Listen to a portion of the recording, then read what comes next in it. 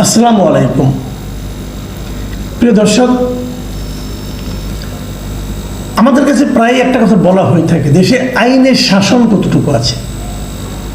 আমরা প্রায় অভিযোগ তুলে থাকি যে দেশ এখন একটা মবতন্ত্র দ্বারা নিয়ন্ত্রিত হচ্ছে।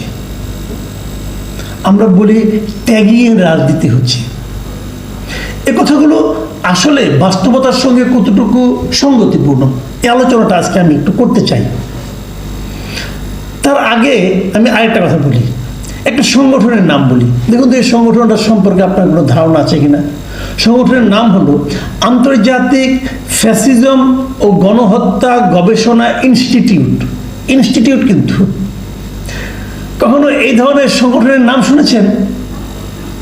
এই ধরনের ইনস্টিটিউশনের নাম শুনেছেন?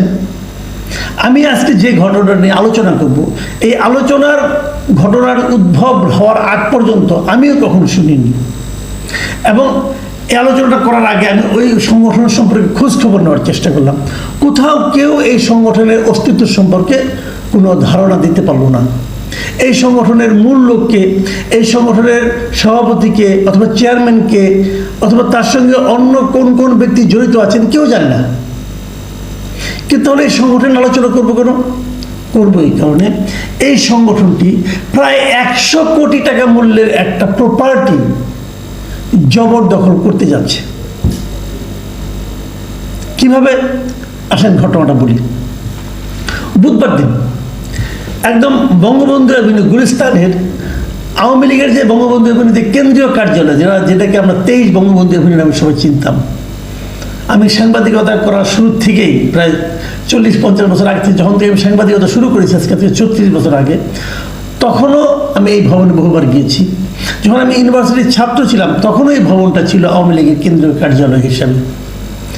এটা পরে 2018 সালের দিকে তৎকালীন প্রধানমন্ত্রী শেখ হাসিনা, যিনি আওয়ামী লীগেরও সভানেত্রী ছিলেন, তিনি এটাকে নতুন করে আধুনিকায়ন করেছেন এবং 10 তলা একটা ভবন।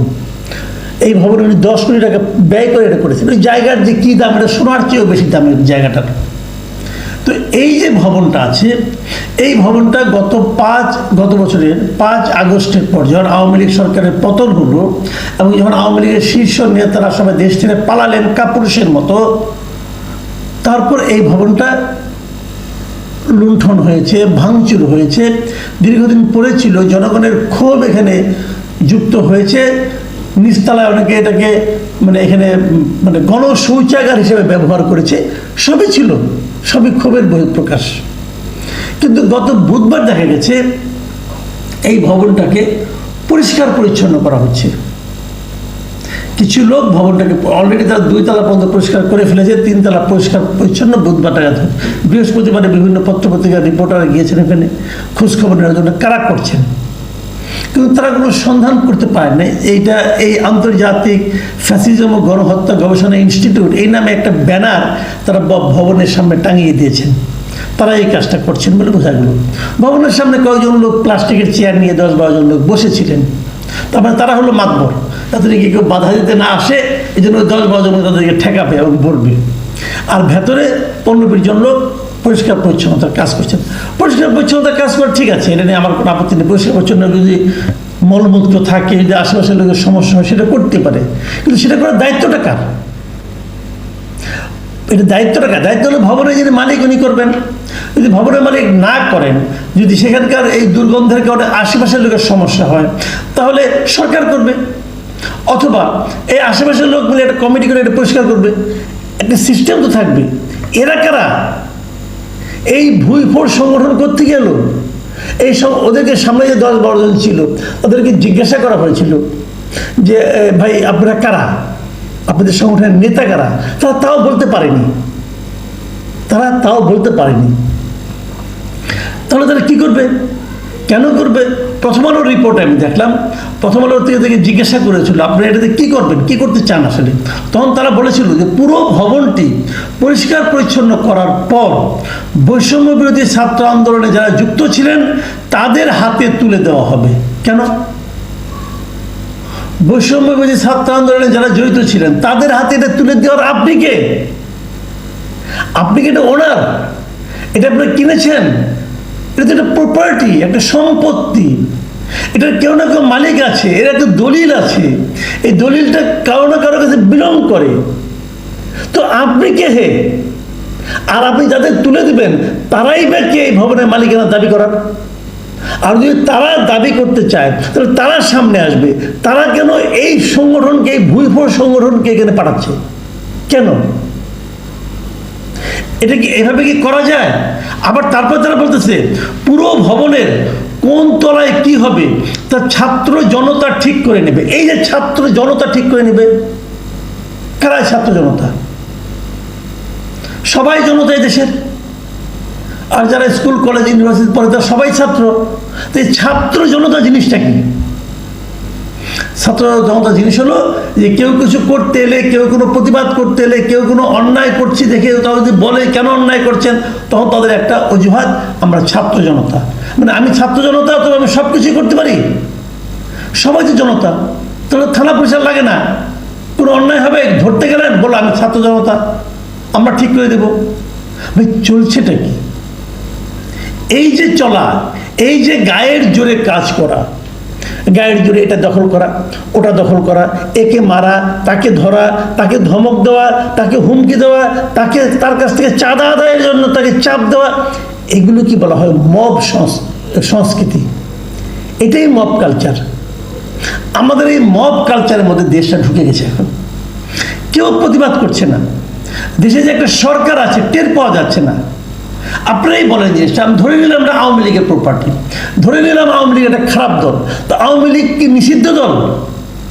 আওয়ামী লীগকে কিন্তু স্থগিত, আওয়ামী লীগের রাজনৈতিক কর্মকাণ্ড স্থগিত করা হয়েছে, নিষিদ্ধ করা হয়েছে। রাজনৈতিক কর্মচারীরা রাজনীতি করতে পারবে না, মিছিল করবে না, মিটিং করবে না, জনসমাবেশ করতে পারবে না, কোনো বিবৃতি দিতে পারবে না, সব ঠিক আছে। তাদের ঘর থেকে উচ্ছেদ করবেন, তার অফিস ভেঙে দেবেন। এই ভাঙাভাঙি কিন্তু গত 1 বছর ধরেই চলছে।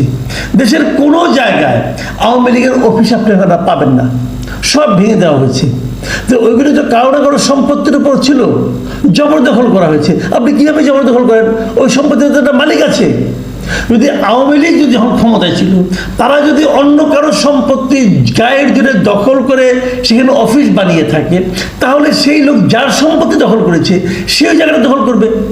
কিন্তু সেখানে তো আপনি একটা অন্য কোনো যে ছাত্র জনতা, তৌহিদি জনতা, অথবা বৈষম্য বিরোধী জনতা, অথবা ফ্যাসিবাদ ও গণহত্যা গবেষণা ইনস্টিটিউট, এইরকম একটা সাইনবোর্ড টানিয়ে তো আপনি দখল করতে পারেন না। এবং সেটাকে করতে দেওয়া হয়েছে। কে দিয়েছে? এই সরকার দিয়েছে। এই সরকার বড় বড় সংস্কারের কথা বলে না, যে এই সংস্কার হবে, পুলিশের সংস্কার হবে, বিচার বিভাগের সংস্কার হবে, সব কিছু সংস্কার হবে। আচ্ছা, আমার খালি একটা কথা, সংস্কার হওয়ার পর আমরা কি পাবো? সংস্কার তো আপনারা করতে চান, ডক্টর ইউনূস সরকার তো সংস্কার করতে চান, খুব ভালো কথা। সংস্কারের পরে আমরা কি পাবো সেটা আপনি দেখাই দেন না আচরণ দিয়ে। আপনার যেহেতু সংস্কারটা আপনি করতে চান, তার মানে আপনার হৃদয়ে সেই সংস্কারের আকাঙ্ক্ষাটা কাজ করে, সেটা দেখান না ভাই। একটু আপনার আচরণের মাধ্যমে দেখান, তাহলে তো আমরা বুঝতে পারি যে সংস্কারের পর আমরা কি পাবো। আপনি যা দেখাচ্ছেন, ডক্টর ইউনূসের হাতে যে ক্ষমতা এখন আছে, হাসিনার হাতে যে ক্ষমতা ছিল, ডক্টর ইউনূসের হাতে সেই ক্ষমতায় আছে, এবং ডক্টর ইউনূস সেই ক্ষমতা মহা আনন্দে ব্যবহার করছেন। তারা কারো কাছে কোনো জব দিয়ে করছেন না। তাহলে পার্থক্যটা কি হলো? তাহলে আপনি কোন সংস্কার করবেন সেটা তো আমরা বুঝতে পারছি না। মুখে মুখে বললে হবে? আপনি আপনার আচরণ দিয়ে দেখিয়ে দেন যে আমরা এই কাজটা করতে চাই, সেটা তো বুঝতে পারছি না। গায়ের জোরে সব হচ্ছে, যা ইচ্ছা তা হচ্ছে। একটা ভবন আমি দখল করে ফেললাম, আমার ইচ্ছা, কারণ আমার হাতে বুকের মধ্যে লেখা আছে যে ছাত্র জনতা। আপনারা নিশ্চিত একটা হিন্দি মুভি ছিল পিকে, মনে আছে নিশ্চয়ই আপনাদের? ওই পিকেতে যখন নাকি পিকে মানে আমির খান যেটা অভিনয় করে, তাকে যখন মারতে যায় কেউ, সে করে কি যত দেবী দেবদেবী আছে সবার ছবি গালের মধ্যে লাগিয়ে রাখে। তো যে কেউ চর মারতে আসে, এখানে দেখে একে দেবীর ছবি অথবা দেবতার ছবি, আর চর মারতে পারে না, কারণ তাহলে দেবতার গায়ে লাগবে। এখন এরা মনে করে এরা ওই কাজটা করছে। কিছু বলতে আসলেই এই দেখেন আন্তর্জাতিক ফ্যাসিবাদ ও গণহত্যা গবেষণা ইনস্টিটিউট খুলছি, আর আপনি কিছু বলতে পারবেন না। যখন আপনি বলতে যাবেন তখন বলবেন আমরা তো ফ্যাসিবাদের বিরুদ্ধে গবেষণা করবো, তো তুমি বলতে আসছো, তার মানে তুমি ফ্যাসিবাদের দোষর। ভালো একটা আরাম পেয়ে বসছে, হচ্ছেটা কি? তারও যে বড় কথা, যে জায়গায় এই ঘটনা ঘটছে সেখান থেকে মাত্র 200 গজ দূরে স্বরাষ্ট্র মন্ত্রণালয়। এই স্বরাষ্ট্র মন্ত্রণালয়ে একজন উপদেষ্টাও আছেন, উনি আবার সাবেক লেফটেন্যান্ট জেনারেল। উনি কি করছেন এখানে বসে বসে? উনি দেখছেন না এই কাজটা? যদি আওয়ামী লীগকে আপনারা বাতিল করতে চান, আওয়ামী লীগের সমস্ত সম্পত্তি বাজেয়াপ্ত করতে চান, করেন, একটা অর্ডার দিয়ে করেন, একটা আইনের মাধ্যমে করেন, যা কিছুই করেন আইনের মাধ্যমে তো করবেন। সরকার সেগুলিকে একবার করতে পারে, করুক সরকার, কিন্তু এইটা থেকে এলো ভুইফুর সংগঠন, যার কোনো মালিক নাই, যার কোনো নেতা নাই, যার কোনো কর্মকর্তা নাই, দিয়ে দিল একটা সাইনবোর্ড, যেরকম গালের মধ্যে, 2 গালের মধ্যে, এক গালে গণেশ, আরেক গালে আপনার ছবি লাগায় রাখলাম, আর হয়ে গেল। শিবের ছবি লাগায় রাখলাম, আর হয়ে গেল। কেউ চট থাপড় মারতে পারবে না, কেউ ধমক দিতে পারবে না, কেউ কোনো প্রশ্ন করতে পারবে না, পুলিশ সেখানে যেতে পারবে না, কারণ ওখানে বড় করে লেখা আছে ফ্যাসিজম বিরোধী তারা গবেষণা করবে। এই দেশটা আসলে কারা চালাচ্ছে, এই প্রশ্নটা কিন্তু আমাদের করতে। মানুষ কি বলছে?